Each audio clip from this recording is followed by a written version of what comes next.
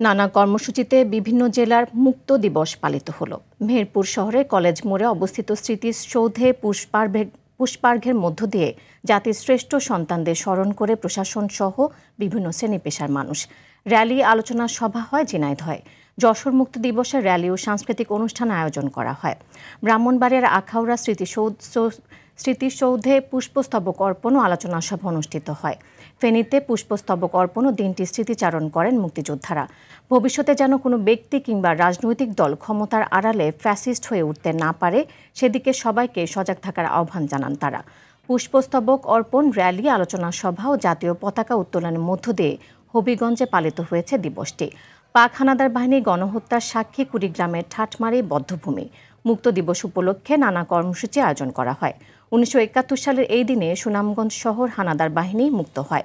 দিবসটি পালনে স্থানীয়ভাবে নানা কর্মসূচির আয়োজন করা হয়।